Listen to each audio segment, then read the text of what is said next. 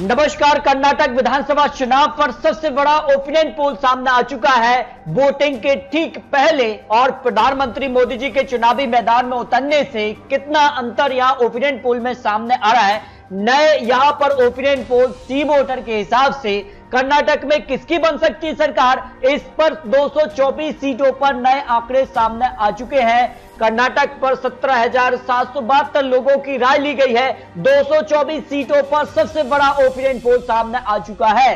अगर बात की जाए तो कर्नाटक के लिए चुनाव एक ही चरण में यहां होने जा रहा है। 10 मई को वोटिंग और 13 मई को नतीजे सामने आ जाएंगे। जहां 2018 में बीजेपी को 104 सीट मिली थी, कांग्रेस 80 सीट, जेडीएस 37 सीट और अन्य के पक्ष में 3 सीटें रही थी। वही लोकसभा चुनाव के भी नतीजे बीजेपी के पक्ष में रहे थे।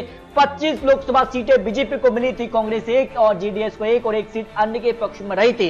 इस हिसाब से 2023 का पहला बड़ा चुनाव माना जा रहा है और यहां के जो नतीजे होंगे वो आने वाले समय के लिए काफी महत्वपूर्ण हो जाते हैं। तो प्रधानमंत्री मोदी जी चुनावी मैदान में उतर चुके हैं। 2 बड़े रोड शो से ज्यादा यहां पर जनसभाएं कर चुके हैं और ऐसे में प्रधानमंत्री मोदी जी के चुनावी मैदान में उतरने से ओपिनियन पोल में कितना बदलाव देखने को मिला है, क्योंकि बड़ी बड़ी सौगात जनता के बीच वो देते नजर आ रहे हैं। इसका कितना फायदा यहां मिलने वाला है, क्योंकि कांग्रेस भी चुनावी मैदान में उतर चुकी है और 40 से ज्यादा बड़ी रैली बड़े दिग्गज नेता कांग्रेस की तरफ करने जा रहे हैं और कांग्रेस ने पूर्ण बहुमत सरकार बनाने का भी दावा किया है। तो कर्नाटक चुनाव पर बड़े बड़े वादे और बड़े बड़ी घोषणाएं यहां की जा रही हैं। कांग्रेस, आम आदमी पार्टी, जेडीएस यहां पर जो है विपक्ष की तरफ से बड़े दिग्गज नेता चुनावी मैदान में है। तो कांग्रेस 200 यूनिट जैसे बड़े वादे कर रही है और यहां पर 3000 मासिक भत्ता स्नातक बेरोजगार को लेकर, 2000 मासिक भत्ता मालकिन को यहां देने जा रहा है, 1500 डिप्लोमाधारी बेरोजगार को भत्ता, 10 किलो चावल गेहूं जैसे बड़े बड़े यहां पर वादे कांग्रेस करते नजर आ रही है।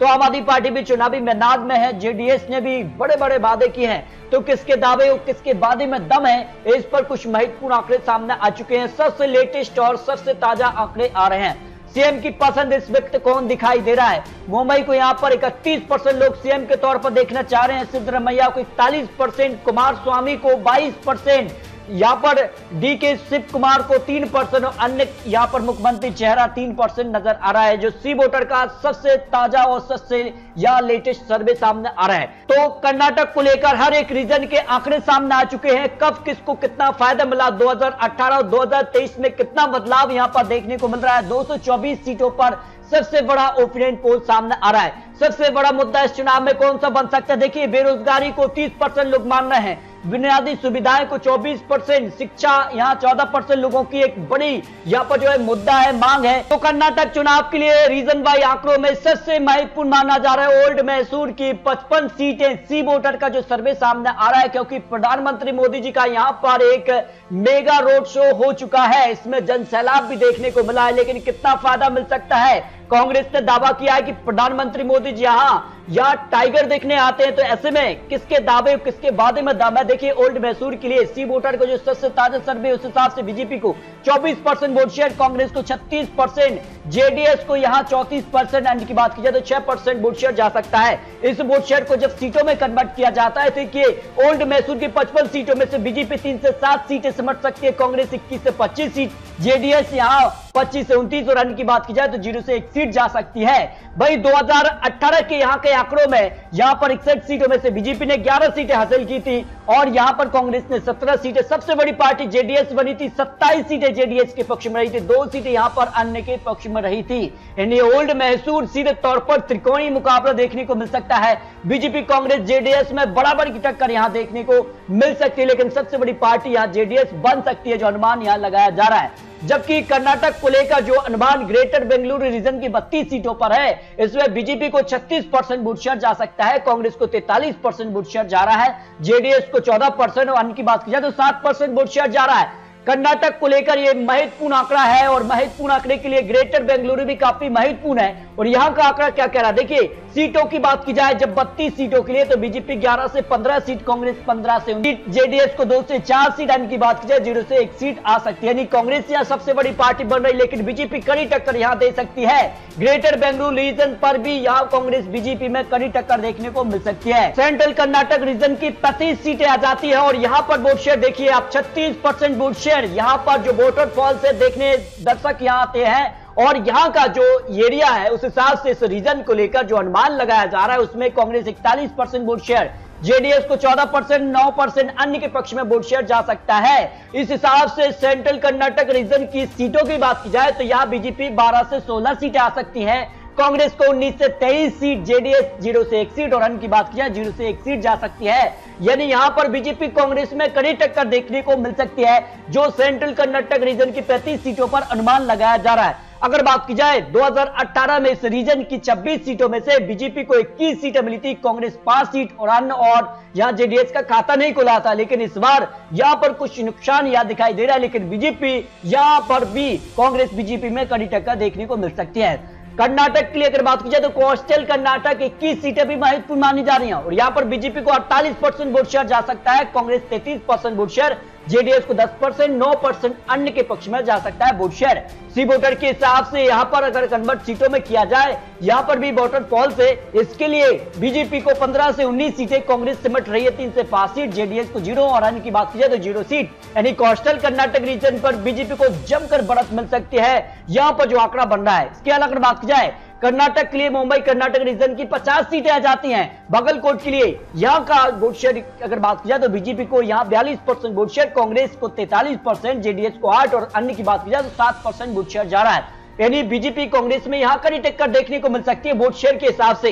लेकिन सीटों की जब बात की जाए तो फिर देखिए आंकड़ा कैसे आ रहा है। देखिए बीजेपी को यहां 20 से 24 सीटें आ सकती है, कांग्रेस को 26 से 30 सीट, जेडीएस को 0 से 1 सीट और अन्य की बात की जाए तो 0 से 1 सीट आ सकती है। इस हिसाब से बीजेपी कांग्रेस में यहां पर भी मुंबई कर्नाटक रीजन के लिए 50 सीटों पर बिल्कुल कांटे की टक्कर देखने को मिल सकती है, जो अनुमान लगाया जा रहा है। लेकिन यहां अगर बात की जाए तो 2018 में इन 50 सीटों में से बीजेपी ने 30 सीटों पर जीत हासिल की थी, कांग्रेस 17 सीट 2 सीट है, यहां जेडीएस को 1 सीट अन्य के पक्ष में रही थी। लेकिन इस बार कहीं ना कहीं बीजेपी को कुछ सीटों का नुकसान हो सकता है सर्वे के हिसाब से। लेकिन बीजेपी जिस कार के बड़े बड़े दावे किए जा रहे हैं, बड़ी बड़ी योजनाओं को रख रही है, बढ़त मिल सकती है जो अनुमान यहां लगाया जा रहा है। लेकिन हैदराबाद कर्नाटक रीजन की 31 सीटें आ जाती हैं और इस रीजन की अगर बात की जाए तो काफी महत्वपूर्ण है, हार जीत के बीच एक महत्वपूर्ण फैक्ट डालता है। इस हिसाब से अगर यहां पर वोट शेयर की बात की जाए तो बीजेपी को 37% वोट शेयर जा सकता है, कांग्रेस को 45% वोट शेयर जा रहा है, जेडीएस को 11%, अन्य की बात की जाए तो 7% वोट शेयर जा सकता है। जब इस वोट शेयर को सीटों में कन्वर्ट किया जाए तो फिर देखिए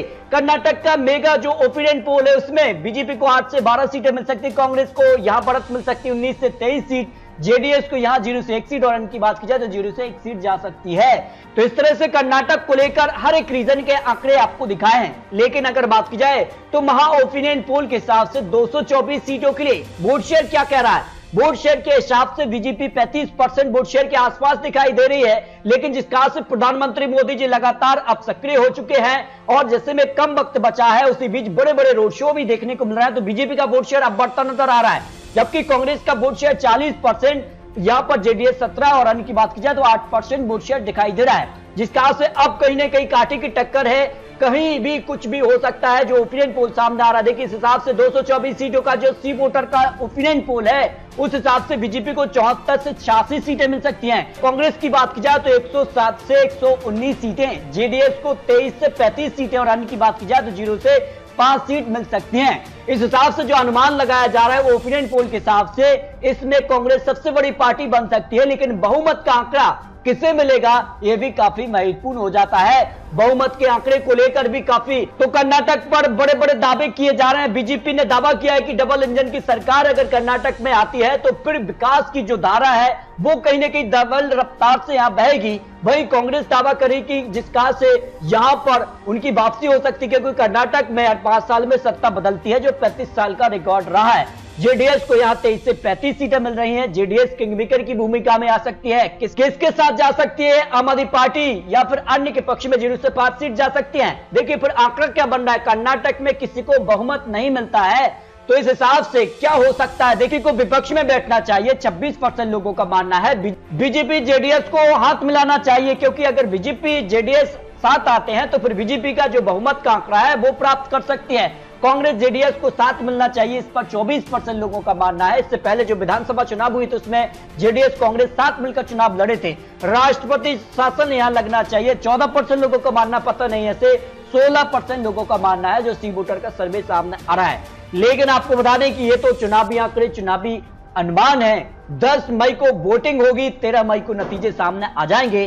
कर्नाटक में अगली सरकार किसकी बनेगी, क्या बीजेपी का कमल यहां बरकरार रहेगा या कांग्रेस की यहां वापसी होगी, ये तो जनता तय करेगी। तो दोस्तों आपको क्या लगता है, अपनी राय रख सकते हैं। आपको बता दें चुनावी आंकड़े चुनावी अनुमान है और आने वाले वक्त में किस कार्ड से यहां पर वोटिंग के ठीक पहले बड़े बड़े रोड शो होते हैं कांग्रेस बीजेपी के, उसके बाद आंकड़े बदल भी सकते हैं। तो मिलते हैं दोस्तों और लेटेस्ट और महत्वपूर्ण विश्लेषण के साथ, तब तक के लिए जय हिंद जय भारत।